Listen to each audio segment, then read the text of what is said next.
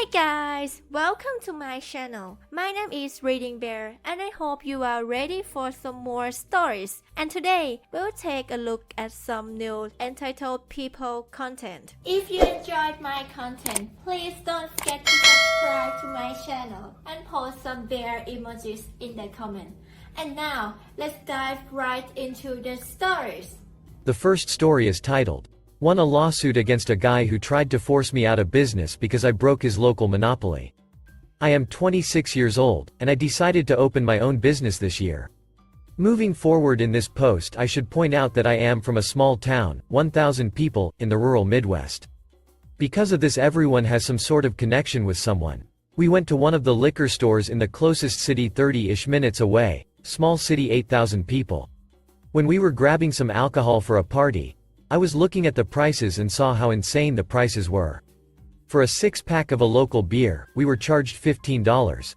I was thinking about this and figured that I could probably make bank opening a liquor store. Back in February, I was furious about my shitty job and thinking out loud how cool it would be to own my own business to a friend. My friend's mom happened to be the president of the local bank. He told me, "Hey, with the pandemic, the bank has been struggling to find customers to give out loans. Right now, the bank is giving loans for cheap." A couple of weeks later, I went in and met with my friend's mom and pitched my idea with the research I had done on alcohol prices, potential demand, and estimated income. I got the loan, at a fantastic interest rate. I bought a building, which happened to be the former bank, and hired my dad to help me renovate the building. My dad is a general contractor, and he gave me an excellent quote on materials and labor. After working everything out with the distributors, getting the proper licenses, and getting my paperwork I needed for the government, I was ready to open my liquor store in May. I had started taking out ads in the local newspaper advertising my store and my prices. When I was in talks with my distributors, I learned, even with inflation and everything else, the liquor stores in the city had like an 80% markup. I talked to a local business owner, and he suggested that I have around a 35% to 40% markup. Because of this, I was significantly cheaper than the closest liquor store and had a much wider selection than the gas stations and small local stores nearby. My hometown is near a national forest, as such we have a ton of people who come up for weekends for recreational activities year-round. My first week, the week before Memorial Weekend, after opening, I had made a $4,000 profit. It was great being my own boss. If someone was rude to me or my girlfriend, "Oh, I'm sorry, you can do your business elsewhere." If someone tells my GF, "Go back to China, you chink bitch," they can pay me 15% more at the register. Did the gang and I run out of alcohol? Time to grab my keys, not car keys, the store keys. My apartment is like 2 blocks away, and go to the store. That's not to say that it wasn't difficult running my own business, especially that my only employee was my GF, and we were both working 6 or 7 10 to 12-hour days a week. I was both manager, accountant, and cashier. But it's so much nicer knowing I can tell someone to pound sand for being a prick. Couple of weeks after Memorial Day, some old guy walks into my store a couple of minutes after I opened. He seemed friendly enough, but eventually he offered to buy my store. I'm not going to say the amount, but it wouldn't have even covered my principal on the loan. I rejected the proposal outright and refused to negotiate the sum higher. He walked out of my store saying, "Welp, you'll be sorry you rejected that offer." The next month, a guy walked into my store and asked if I was the owner. After saying yes, I was informed that my business was being sued by this random guy the first never heard of for libel. After he left, I was freaking out and I decided that I was going to close early. When I got home, I googled the guy, and soon saw a picture of the guy that tried to buy my store. It turns out that that is the guy who owns both of the liquor stores in the nearby city. It also just so happens that he is on city council. With a little bit of further digging, I learned that this city has an ordinance that reads, "Any business institution that does not fulfill the definition of a restaurant, tavern, or liquor dispensary will be excluded from obtaining a license for the sale of alcohol." Later I discovered that the same guy happens to be the head of the board which approves liquor licenses. I love small-town corruption. Either way, I had a major issue. My maternal uncle happens to be a lawyer in a neighboring state. I decided to call him and try to get some legal advice. I talked to him and read the documents that I had been handed, served over the phone, and the research I had done. After receiving all of the information I had read off, I was expecting to get some sort of advice, but instead heard, "Hang on, I got to make a call." And he hung up. I'm freaking out. I was actually about to post my first post to our legal advice. I'll be honest, I just wanted someone to tell me it was going to be okay, and I didn't need to crawl to this guy on my hands and knees. As I was writing the title, my uncle called back. "Hey op, I just got off the phone with my partner. He agreed that we can take your case pro bono. If you would like to accept, we can discuss at my office tomorrow at 1 o'clock. This is how I learned that my uncle is on the bar in 3 states. So, we meet, and we discuss the case. It turns out that the guy filed the libel suit against my business based on the ads I took out in the local newspapers. He claimed that my ads were targeted to damage his and his business's reputation. There were a few other things that I had no idea what was being referenced, but Uncle assured me that we would win this case no problem. 3 weeks later the case is dismissed, but after my uncle says, people like that piece of work will likely try to file another suit against you. If that happens, call me and promise I will help. The next day I get served again, but this time I am the defendant. Not my store, me. I swear to God I look at the documentation and the only thing that changed was instead of my business's name mine is listed as the defendant. Same thing happens, 4 weeks later the case is dismissed. Over the next 3 months I was sued just as many times. Before the 5th case's hearing we had a settlement meeting. My uncle, the judge, the guy suing me, his lawyer, a bailiff, and I were sitting in this room. Judge says, "You two have been in court 4 times already. Is there any way we could come to an agreement that'll stop this cycle of faulty litigation?" The guy's lawyer says they have an offer and hand it to my uncle, who then hands it to me. It essentially read that he'll stop all litigation if I sell my business for about 30% of remaining loan principal. I outright rejected the offer and made a counteroffer. I said, "If you drop this case, I won't sue your ass for harassment." He busts out laughing, "Sue me? With what money? The legal fees alone ought to have drained you. You should be happy I chose to extend this offer and not sue your ass into bankruptcy and buy that shithole from the bank when the foreclose on your dumbass."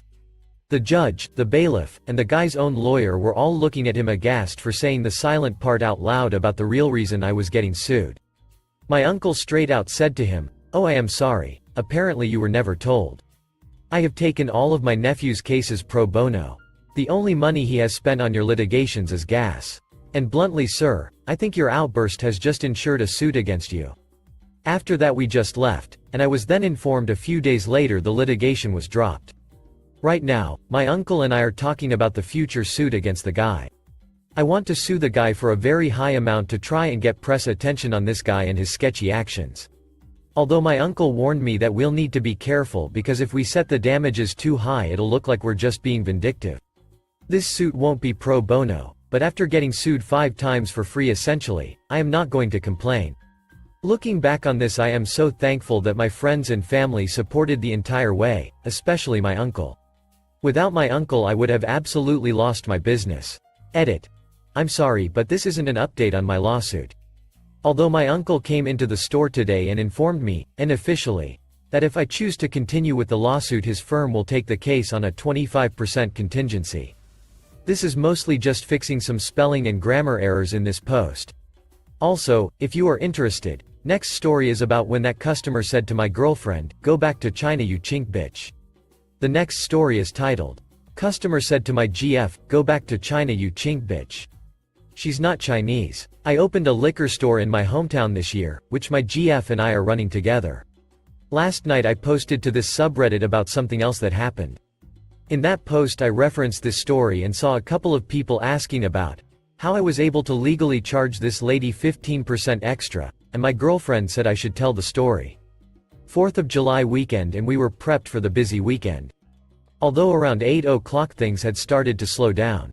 In the store we have a TV which I use to run ads for different events, benefits, few things for my store, and a couple other businesses in town. When we have no customers in the store my GF, my employees are allowed to do the same, and I connect the TV to our phones, and we'll stream Hulu or YouTube videos. So, we're standing there watching Family Guy when the door opens. I walk up to the register, while my girlfriend is turning the TV back to the ads we have running. This lady who easily looks like she's in her late 40s maybe early 50s walks in looking absolutely furious. Before I can say hi, she yells, "Does your manager know what you're doing?" My GF and I share a glance. Because our age, many people assume we just work there and aren't the owner and GM. I look back and nod my head. Yeah, I'm pretty certain that manager and owner have intimate knowledge of what we're doing. My GF chuckles behind me. She huffs, I don't care who you're sleeping with. I need this beer. Do you have it? My GF jumps up. Yeah, I just stocked it all. The lady snaps her attention directly to her. What are you doing here? My GF is very confused by that comment. I'm working. The lady says, no, that's not what I meant, and you know that. My father fought in Korea. So why is someone like you here? This is an American company with American jobs.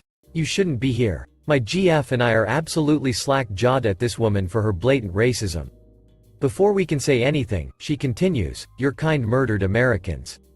So maybe you should work for the Chinese or go back to China, you chink bitch. Before this woman or my GF can say anything, I yell, get the duck out of my store. The woman snaps at me, rounding the counter. She screeches back at me, who do you think you are? I'm the owner. I grab her arm and she starts bitching and slapping my hand, but I just start dragging her to the door. Now get out. I open the door to my vestibule and push her into it. She turns back. She's standing in the vestibule and yells, I'm calling the police for impersonation and assault. I didn't even dignify it with a response and just walked back in. I hadn't noticed, but my GF had gone back into the office, and I started consoling her. I've dealt with rude people all my life, but that woman crossed a line. Around 10 minutes later, and I see a car pull into the parking lot on the monitor connected to the cameras. I look at it and see one of the trucks that's used by the sheriff's department. I wait a couple minutes and I get up and walk out front and see this woman standing next to my door. She's giving a statement to the deputy, who I instantly recognize. I went to high school with this guy, and we played football and baseball together.